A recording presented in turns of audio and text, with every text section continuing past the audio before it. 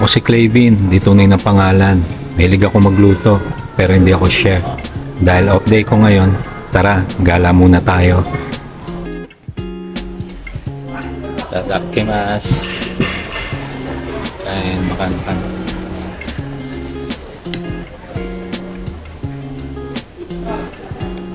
Kasi lima. Breakfast.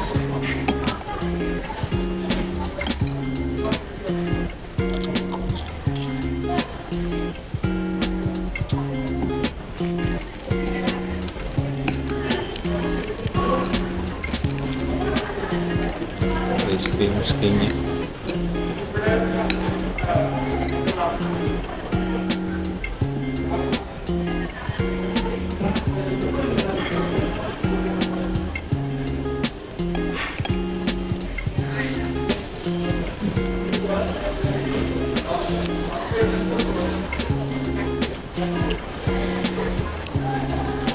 Bali isa to sa mga kilalang pagkain sa Malaysia. Sabi na rin na comfort food. Nakain nila during breakfast, lunch, saka dinner.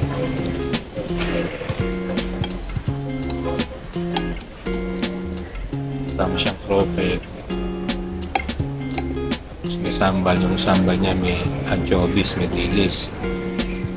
Tapos chicken. Tapos yan. May side dish na pipino. Sikat to dito sa Malaysia. Kaya kung mapunta kayo ng Malaysia, it's a must na matikman ito.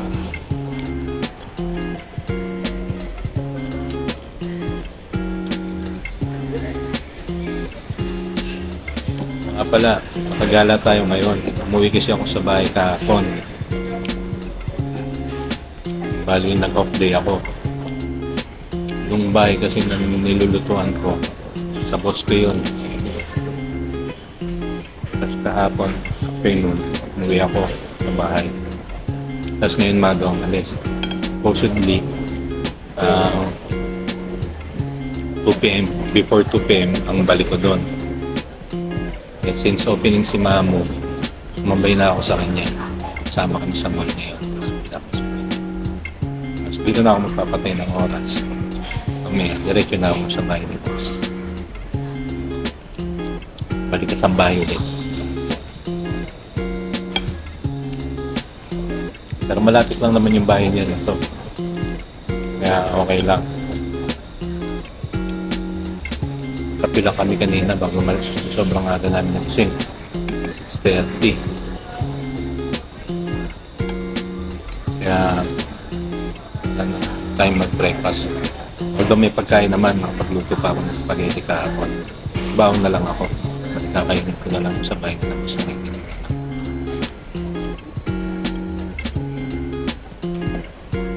Kaya ngayon, nag-pili lunch na ako. Kung mamaya pagdating ko doon, tatanungin ko siya kung kumain na. If hindi pa siya kumain, kailangan pag-prepare ko muna siya ng food. Dahil bago ako mag-start maglinis ng bahay, linisin ko yung buong bahay kasi for sure marumi yun. Kasi ganun yun pag mag-isa lang, pag nag-day off ako, lahat ng pinagamitan niya iniiwan niya lang kung saan mga pinagkainan. Kaya yun yung nagtitin ko. Pero minsan naman pag bumabalik ako doon sa bahay niya, natutulog na sa kwarto. Kaya ganun, nakakapaglinis ako ng maayos kasi walang nagutos. Tapos pagising niya, yun, ako na lang siya pakakainin. Hindi pa siya kumain. Pag kumain naman na siya, doon ko lang siya ng snacks. Merienda. Pero mas madalas siya kakain. Kaya kumain. Yung mga niluluto ko sa sa mga video ko sa reels, hindi yun guys, hindi yun yung kinakain ko ha. Pagkain ng amo ko yun, pagkain ng boss ko yun. Balik ganito kasi yun. Every 2 weeks namamalengke kami, nag-grocery kami, yung stock ng ng pagkain niya. Tapos, dun sa time na yon, ang ano niya lang sa akin, kukuha ko ng isang malaking buong chicken. Tapos kumukuha ako ng 2 pirasong, dalawang pack ng chicken noodles pag magugutom ba. Tapos, kumukuha ako ng kape ko. Yung isang chicken na yun, hatiin ko sa half yun, sa 2 portion. Kasi every Thursday ako nagluluto.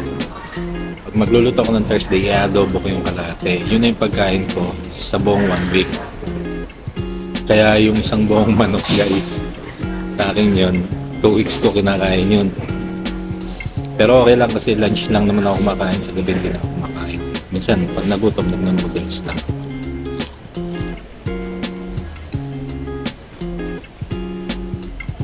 Kaya yun, napapagkasya ko yung ano niya, yung isang buong manok para sa akin sa loob ng 2 weeks. Yung mga niluluto ko, sabi ko, ba't tinik ko? Pero yung portion na yun, para lang sa kanya kasi malakas talaga siya kumain. Hindi pwedeng hatian ko pa siya.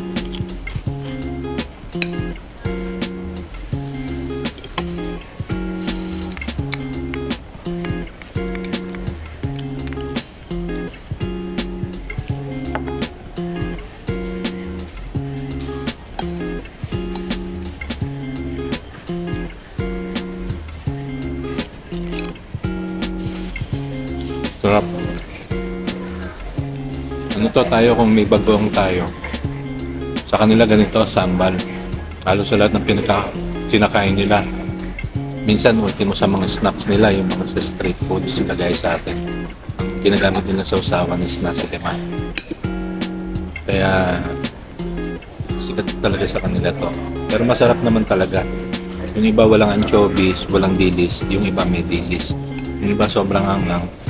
Yung iba, nag-aagaw yung angang sa kayong tamis. Kaya kagaya nito, nag-aagaw yung angang sa kayong tamis. Kaya masarap talaga siya.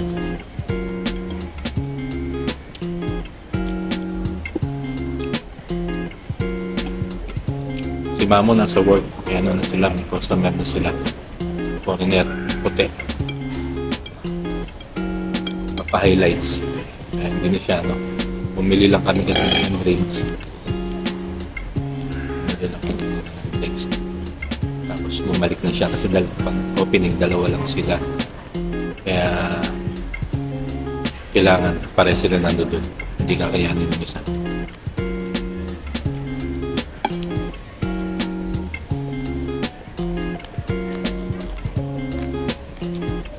Problema na ito mamaya sobrang akin namin ng defend. Usually kasi pag opening siya, ang ginagawa ko dati, naiwan na ako sa bahay. Nagbe-breakfast lang kami na sabay. Tapos, naiwan ako sa bahay. Natutulog ulit ako. Pero ngayon, naisipan ko na lagi na lang mangganan kasi kami. Hindi na ako nakakalabas. Bahay, trabaho. Ganun lang yung routine ko. Kaya, naisipan ko na, sige, sacrifice na lang ngayong umaga. Para naman makagala rin. Parang ganito lang. Ito lang yung gala ko. Tapos, pagdas na ito, pagbalik ko doon, 6 days na naman ako sa bahay ng boss ko.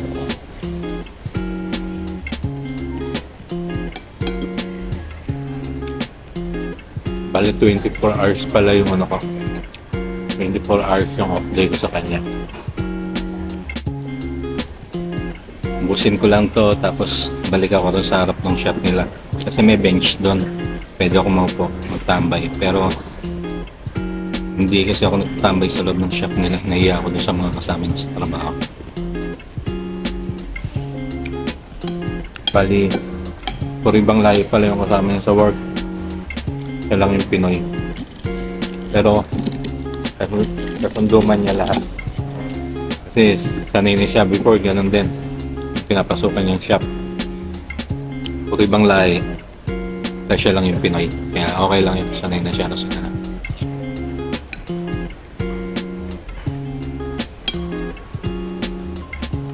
Grabe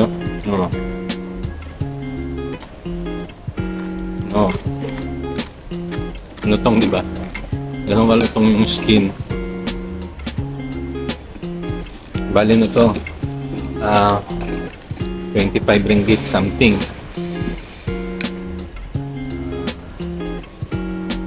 Yun yung price niya, set meal na siya.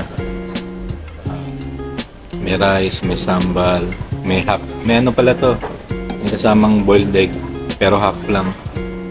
Tapos yun nga, yung chicharon niya, parang fish cracker. Parang pareho sila sa Indian, di ba? May paparam pag siniserve yung food nila na rice meal. Ganun yun sa Malaysia, meron silang fish cracker.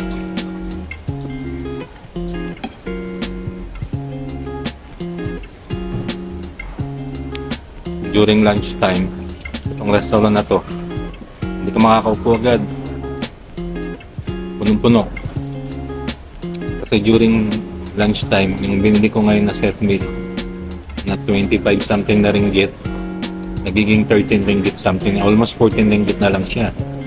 Kaya sobrang dami kumakain. Kasi nga, ang laki ng bawas. Sa 10 ringgit yata. Pero parehas lang ng servings. Kasama rin yung drinks. Para yung drinks na kinuha ko, ice lemon tea. Pero hindi ko na in-open. Gawa nga ng bumili kami ng chocolate.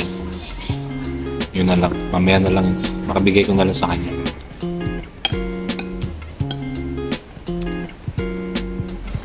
Saan mo sambal? Sorry ito, hindi ka naman pwede humingi. Pag naubos mo sambal mo, hingi ka ulit.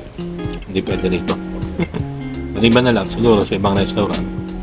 Pero dito sa kinakainan ko dito. Bali sa loob ng mall to.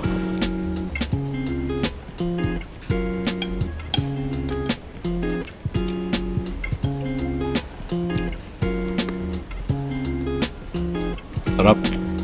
Hanghang. Sarap sana to kung may sabaw. Free. Lagi sa atin sa Pilipinas. Mas okay sana.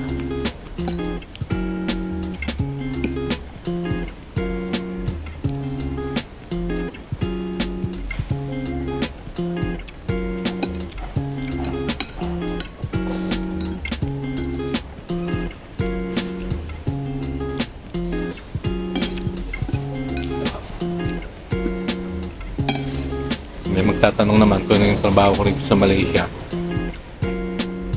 Balik kasambahay. Lalaking kasambahay.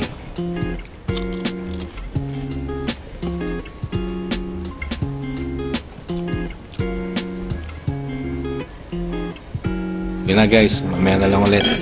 Busin ko muna yung pinakain ko. Bye!